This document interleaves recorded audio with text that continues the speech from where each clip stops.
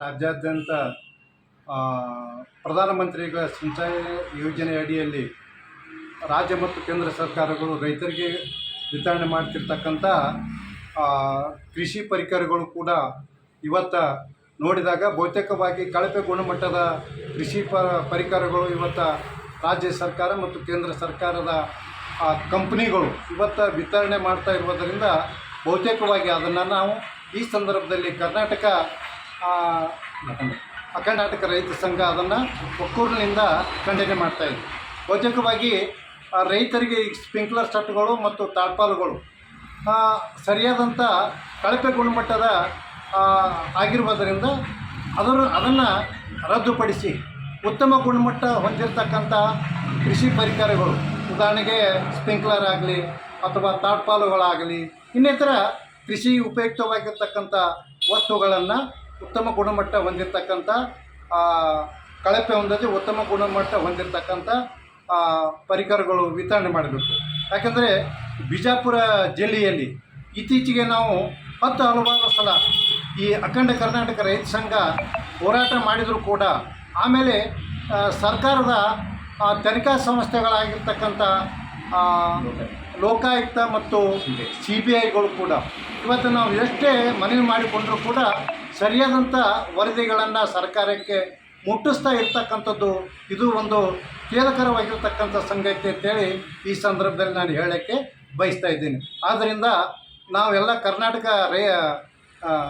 ಅಖಂಡ ಕರ್ನಾಟಕ ರೈತ ಸಂಘ ಇವತ್ತು ಈ ಒಂದು ಕಳಪೆ ಗುಣಮಟ್ಟವನ್ನು ವಿತರಣೆ ಮಾಡ್ತಿರ್ತಕ್ಕಂಥ ಕಂಪ್ನಿಗಳನ್ನು ಕಪ್ಪು ಪಟ್ಟಿಗಳಿಗೆ ಸೇರಿಸಿ ನಮಗೆ ಜೈನ್ ಮತ್ತು ಕೊಠಾರಿಯ ಕಂಪ್ನಿಗಳ ಮೂಲಕ ಉತ್ಪಾದನೆ ಆಗ್ತಿರ್ತಕ್ಕಂಥ ಕೃಷಿ ಪರಿಕರಗಳು ಇವತ್ತು ರೈತರಿಗೆ ವಿತರಣೆ ಮಾಡಿದಾಗ ಆ ರೈತರಿಗೆ ಒಂದು ನ್ಯಾಯ ಸಿಗ್ತಾಯಿದೆ ಅಂತಕ್ಕಂಥ ಮಾತನ್ನು ಈ ಸಂದರ್ಭದಲ್ಲಿ ಹೇಳೋಕ್ಕೆ ಬಯಸ್ತಾ ಇದ್ದೀನಿ. ಒಂದು ವೇಳೆ ಇದು ತಪ್ಪಿದೆಯಾದರೆ ಇವತ್ತು ಅಖಂಡ ಕರ್ನಾಟಕ ರೈತ ಸಂಘ ಇವತ್ತು ರಾಜ್ಯ ನ್ಯಾಯಾಲಯದಲ್ಲಿ ಈ ಕಂಪನಿಗಳ ವಿರುದ್ಧ ದಾವೆಯನ್ನು ಹೂಡ್ತಾ ಇದ್ದೀವಿ ಅಂತಕ್ಕಂಥ ಮಾತನ್ನು ಈ ಸಂದರ್ಭದಲ್ಲಿ ಹೇಳೋಕ್ಕೆ ನಾನು ಬಯಸ್ತಾ ಇದ್ದೀನಿ. ನಾನು ಪ್ರೊಫೆಸರ್ MG ಅಂಕಂಚೆ ಅಂತ.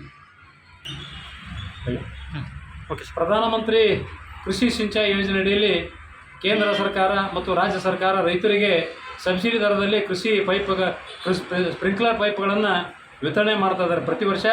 ಆದರೆ ಕೆಲವೊಂದು ಕಂಪನಿಗಳು ಸರ್ಕಾರ ಜೊತೆಗೆ ಶಾಮೀಲಾಗಿ ಅಂದರೆ ಕೃಷಿ ಇಲಾಖೆ ಆಯುಕ್ತರು ಇರ್ಬೋದು, ಇವತ್ತು ಸಚಿವರು ಇರ್ಬೋದು, ಶಾಮೀಲಾಗಿ ಕಳಪೆ ಮಟ್ಟದ ಸ್ಪ್ರಿಂಕ್ಲರ್ ಪೈಪ್ಗಳನ್ನು ರೈತರಿಗೆ ವಿತರಣೆ ಮಾಡ್ತಾ ಇದ್ದಾರೆ. ಕಳೆದ ಒಂದು ವರ್ಷ ಕೂಡ ನಾವು ಹೋರಾಟ ಮಾಡಿ ಸರ್ಕಾರಕ್ಕೆ ಮನವಿ ಸಲ್ಲಿಸಿದ್ದೆವು. ಆಗಿನ ಜಿಲ್ಲಾಧಿಕಾರಿಗಳು ಸಿಪೆಟ್ ಸಂಸ್ಥೆಗೆ ನಾವು ಲ್ಯಾಬ್ ಟೆಸ್ಟಿಗೆ ಕಳಿಸ್ತೀವಿ ಹೇಳಿದ್ರು. ಆದರೆ ಇಲ್ಲಿವರೆಗೂ ಅಲ್ಲಿಂದ ವರದಿ ಬಂದಿಲ್ಲ. ಮತ್ತು ಲೋಕಾಯುಕ್ತರಿಗೆ ತನಿಖೆ ಕೊಟ್ಟರು, ಲೋಕಾಯುಕ್ತರು ಮಾಡಿಲ್ಲ. CBI ವಹಿಸಿಕೊಟ್ಟರು, CBIದವರು ಮಾಡಿಲ್ಲ. ಇದು ಒಟ್ಟಾರೆ ದೊಡ್ಡ ಪ್ರಮಾಣದ ಒಂದು ಭ್ರಷ್ಟಾಚಾರ, ದೊಡ್ಡ ಮಾಫಿಯಾ ತಿಕ್ಕೊಂಡು ಅಂತ ಹೇಳ್ಬೋದು. ಇಡೀ ರಾಜ್ಯದ ರೈತರಿಗೆ ಮೋಸ ಮಾಡ್ತಾ ಇದ್ದಾರೆ. ರೈತರಿಗೆ ಏನು ಅನ್ನಿಸ್ತಾ ಇದೆ, 4800 ರೂಪಾಯಿದಾಗ 30 ಪೈಪ್ ಕೊಡ್ತಾರೆ ಅಂತಂದ್ರೆ ಇದಕ್ಕಿಂತ ಹೆಂಗೆ ಕೊಡ್ತಾರೆ ಅಂತಕ್ಕಂಥದ್ದು ರೈತರಿಗೆ ಅದ. ಪಾಪ ಅದು ಸರ್ಕಾರ ಸಬ್ಸಿಡಿ ದರದಲ್ಲಿ ಕಂಪ್ನಿಗೆ ಇವರು ಸರ್ಕಾರ ವತಿಯಿಂದ ರೈತರ ಪರ ತುಂಬ್ತಾರೋ ಅವ್ರಿಗೆ ಕಲ್ಪನೆ ಇರೋಂಗಿಲ್ಲ. ಹಾಗೆ ಈ ಒಂದು ದೊಡ್ಡ ಪ್ರಮಾಣದಲ್ಲಿರ್ತಕ್ಕಂಥ ಭ್ರಷ್ಟಾಚಾರವನ್ನು ಸರ್ಕಾರ ತನಿಖೆ ಮಾಡಬೇಕು.